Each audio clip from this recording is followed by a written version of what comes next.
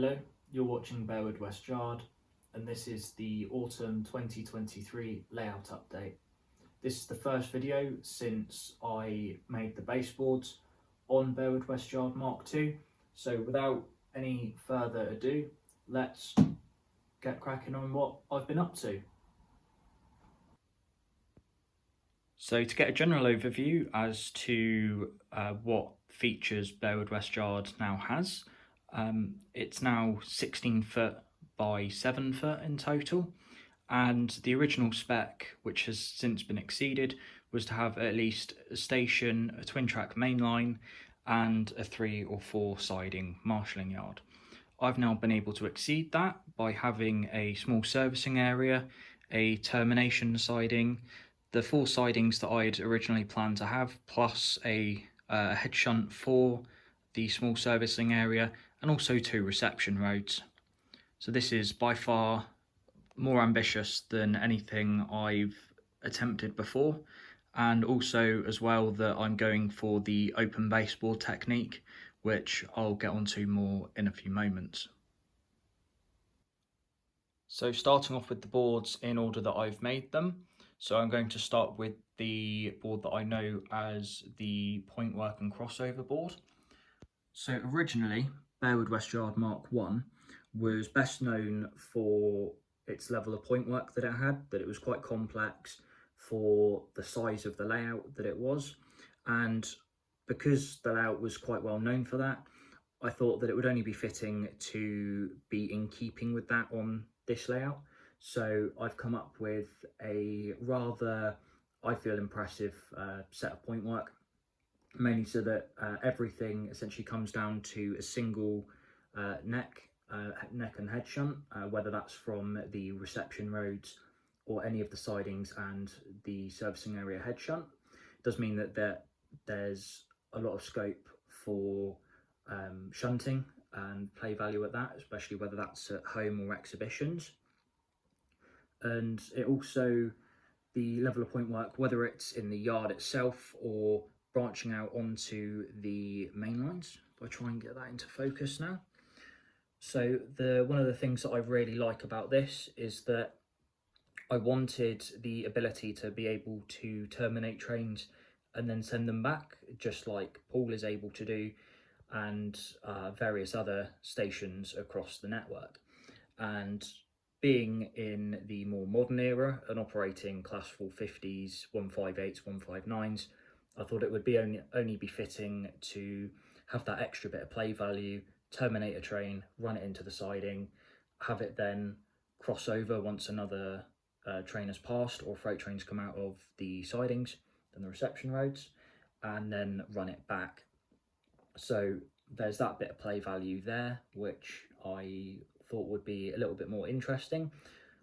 And then also with the pointwork itself, I've tried to make sure that on this 4 foot board that the pointwork it's not small and very confined and it's quite spaced out, but also it also gives enough space so that I can get nice length trains in there, whether that's a 4-car class 450, a Voyager, which I probably will put my 220 in the siding at some point, and also even a 158 coupled to a 159, as the termination siding does have enough space for a 5-car unit. The general idea with the yard pointwork is to enable trains on the reception roads to be looped and then go back out onto the main, but also enable them to go up into the yard head shunt and be shunted back into the yard. It does essentially mean that there's a lot of shunting going on, because anything that is on the servicing point or in the sidings, to enable it to go out, has got to essentially be shunted back and forth between whichever road they're in and the reception sidings before they can then await departure. So there's a lot of play value with this, and it's something that I've always wanted to incorporate in the old layout, but was never really able to, because the length of trains, the space that I had, it just wasn't possible. So and it enables me to run trains on the main lines continuously, and also have that other area of operation where I'm constantly shunting between sidings. So the idea for the servicing area was drafted up earlier in the year, as I obtained a Bachmann MPV for about £100, and I just thought that there would be somewhere on the layout that would be good to just have it on display, not necessarily running it all the time, but just somewhere where it would look quite nice, quite at home, rather than just running up and down.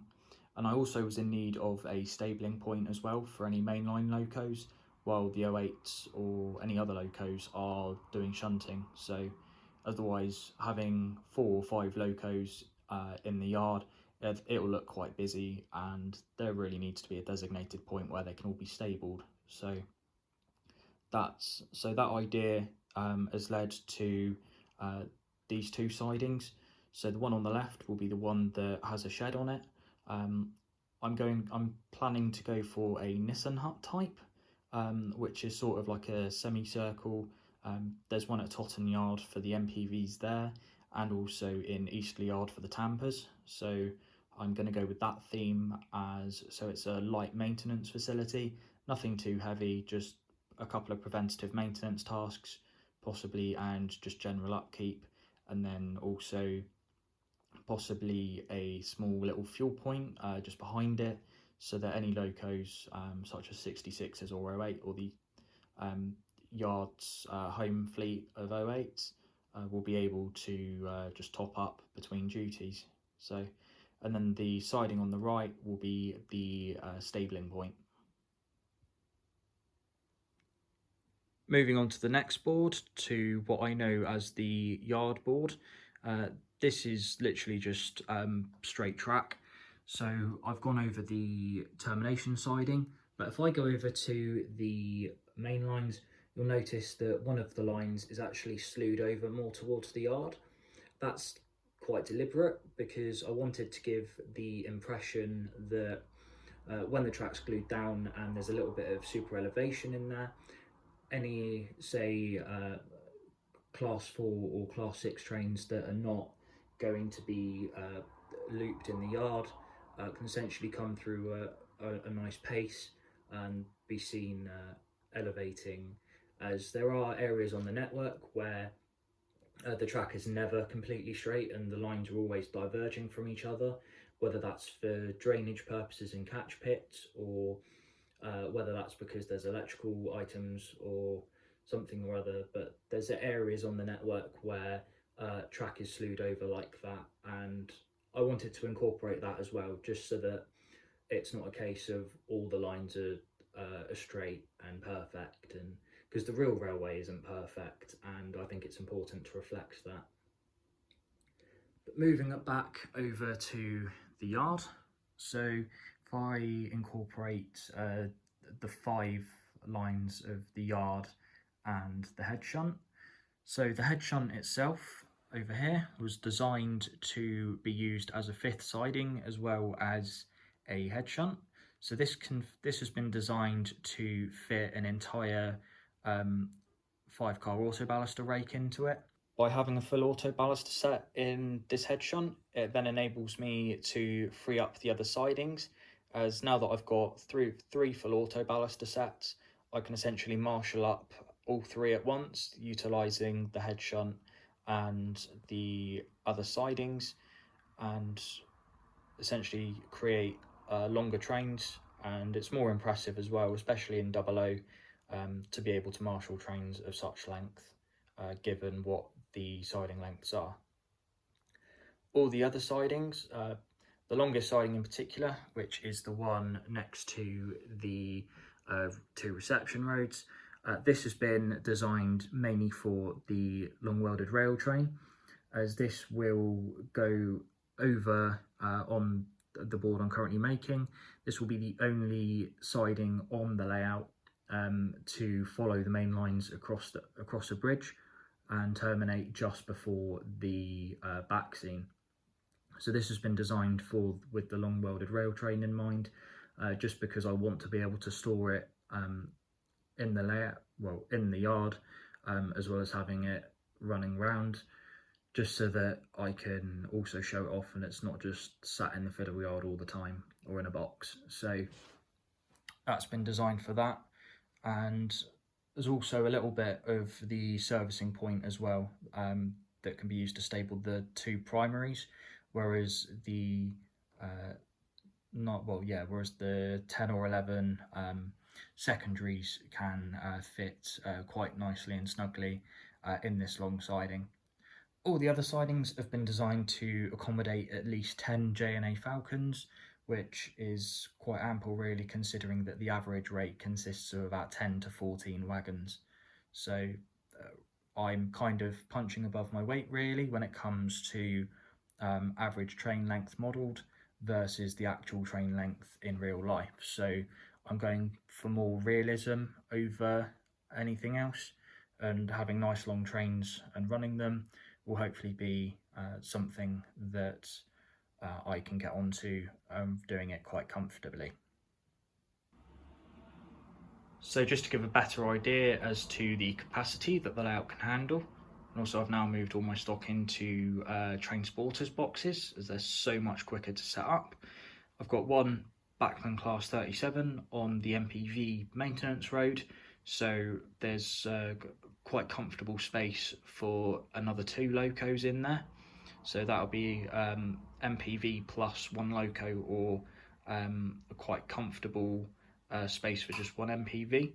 And also goes to show that the stabling point can take at least 2 locos and a Class 08 as well. So that has worked out quite nicely.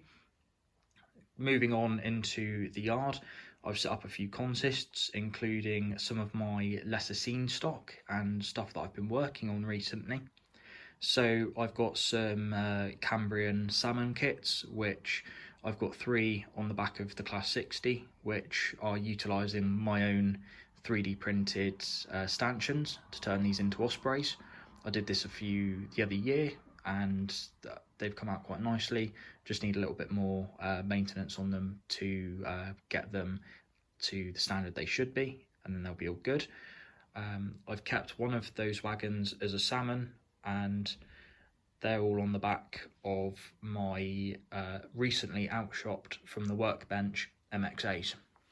So these lobsters, Bachmann have just started, well, they've been released for a little while, and I've just got them off my workbench.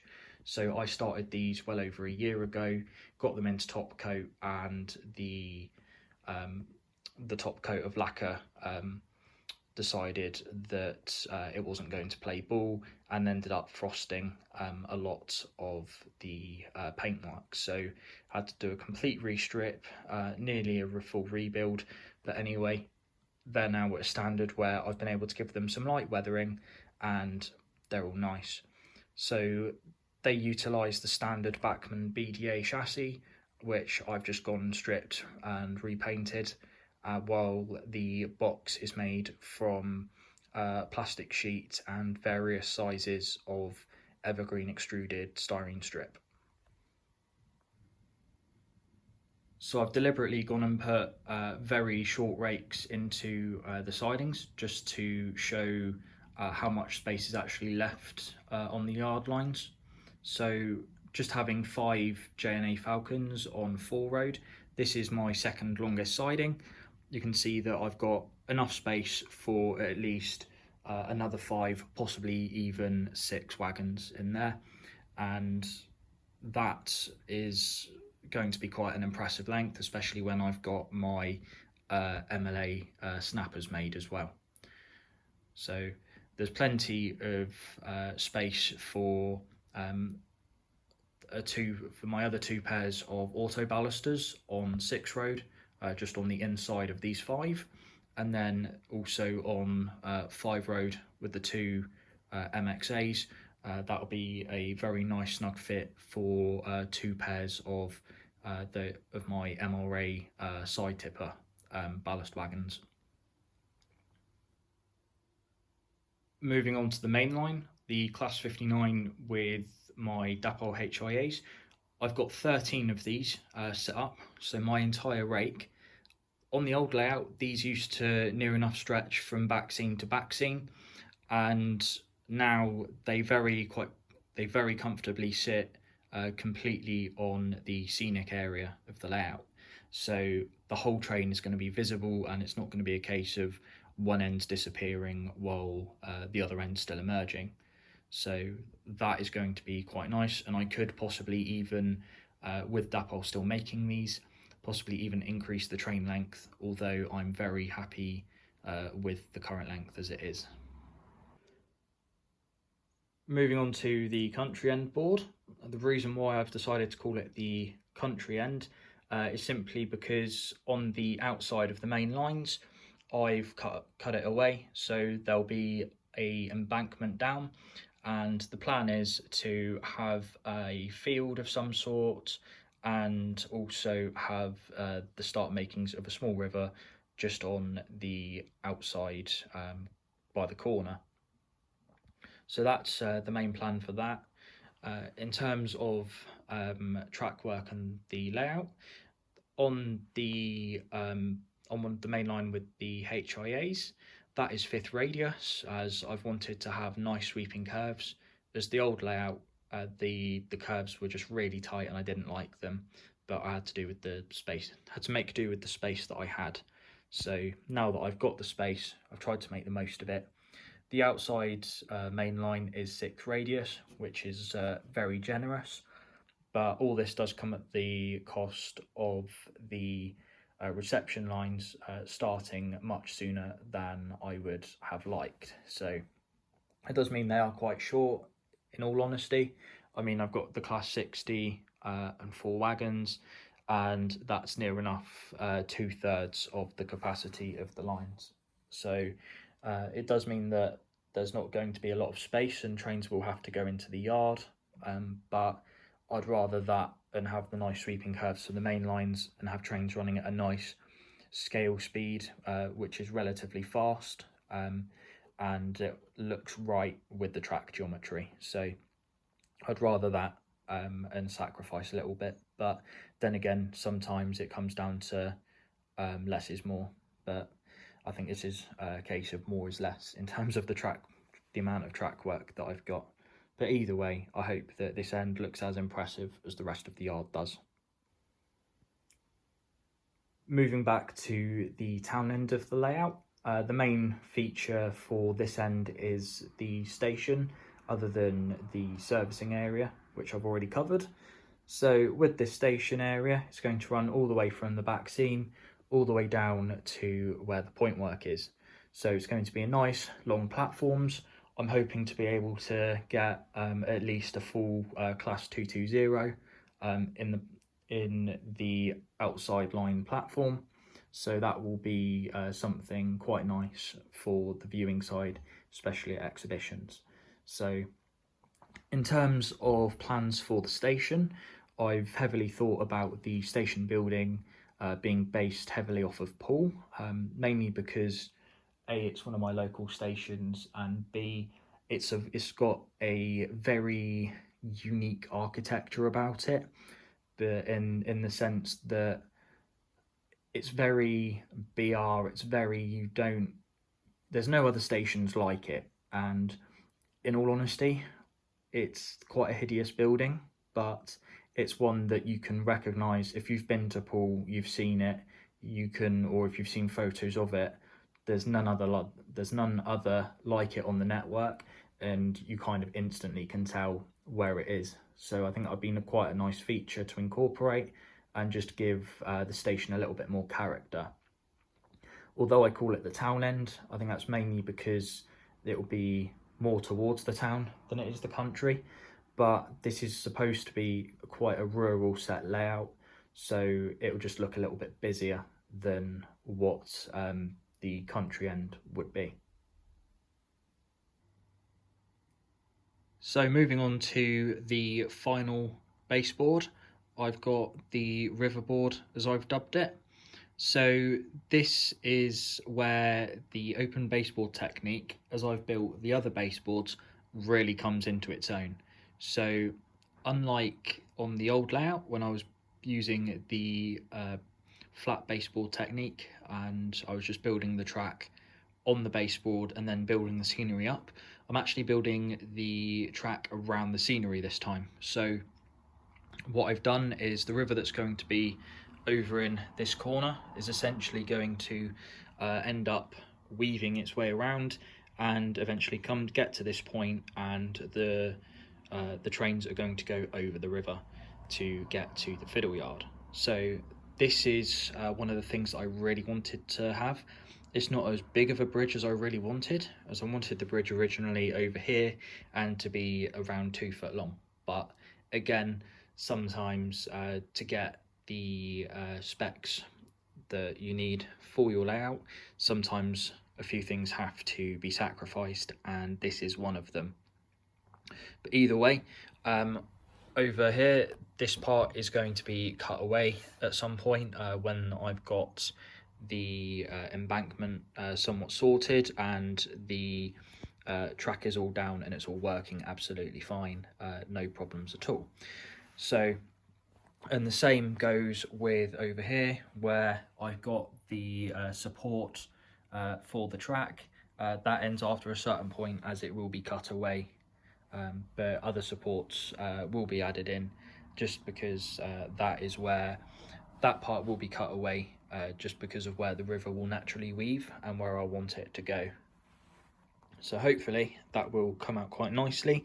In terms of bridges, I'm not going to go for the standard mattle girder bridges. I'm going to try and continue the theme as of the previous layout, where I had an old, I think it was a Somerset and Dorset themed bridge. So I'm going to try and go for that theme again, just so that it's, because this main line is part of, or fictitiously part of the original LSWR main line down to Weymouth before the chord was built via Bournemouth Central. So this is really trying to incorporate the earliest of the pre-grouping infrastructure. So hopefully that will materialise and I'll be able to go that way about it and it will look really quite nice. So as I said, this bit of board here is not going to be here, so it's going to be nice sweeping straight onto a bridge off the embankment, so that will hopefully come out quite nicely. Other than that, it's mainly this bit of board here. That is where the track will do a massive U-turn and into the fiddle yard, which is where this trestle here is. So that is the plans for that board as it stands. Moving on to the technical specs of the layout, I did create a video earlier in the year, which I think it was my previous video actually, which showed how to make a 4 foot by 2 foot section of baseboard. So this is using the 2x1 timber and a 9mm hardwood ply top. So fairly standard for the flat baseboard. But what I've gone and done is I've gone a step further with these when I found that I was actually not going to have enough space for the open baseboard. I went and added a 8-inch extension onto this. So again, I've used that very same technique, but instead of having it as 4 foot by 2 foot, it's 4 foot by 8 inch. So I've just gone and done the bracing exactly the same and just joined it on. Then when it comes to the baseboard, well, the raised track level, what I've gone and done is the spacers. These are all 9mm, and the actual height part, the actual vertical part is 100mm, and I've gone and screwed that into a horizontal length, and which has then gone into the baseboard part, and then screwed down the track level top onto it. And so my overall track height is, I'd say, about 3 to 3.5 inch. So it's got a nice amount of height to it to enable me to have all of my control area.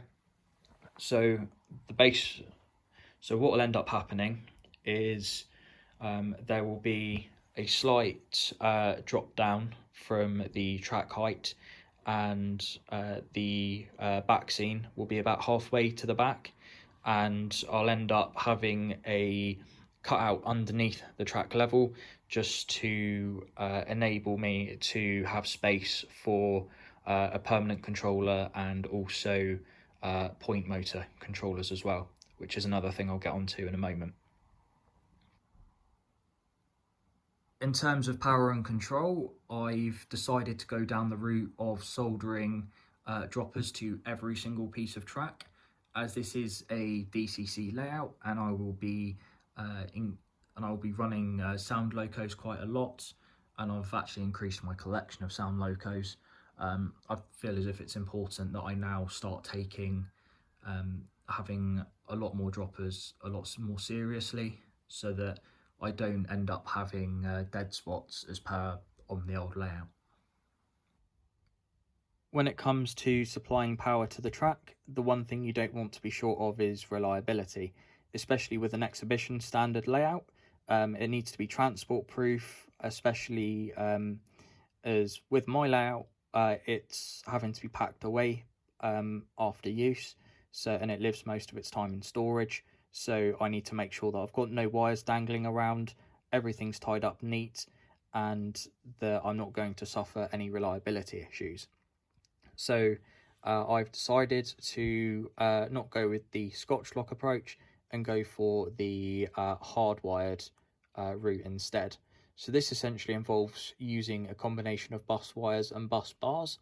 So as you can see, this is on the bus. This is on the bus wire.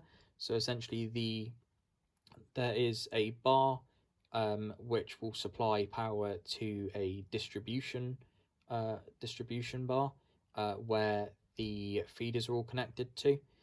So essentially, power will come from the bus bar and via a series of terminals will be routed up into a distribution bar. So then all of the wires going into here, one wire to each bar is the supply, and all the rest are going to the track. So this essentially, all these are hardwired, and they're all torqued to 0.4 Newton meters as well, just to make sure that there's no chance of them being undone anytime soon. And if they are undone, then they'll take quite a lot to get undone. So this essentially makes them transport proof, and if I move them around, they're not going to come undone and cause a potential failure. In terms of frequency, I have at least 2 of these on every board. So because of the amount of track that I've got, I need a lot of droppers. So because of that, I've had to increase the amount of outputs from the bus bar that I have and go for some quite long distribution bars.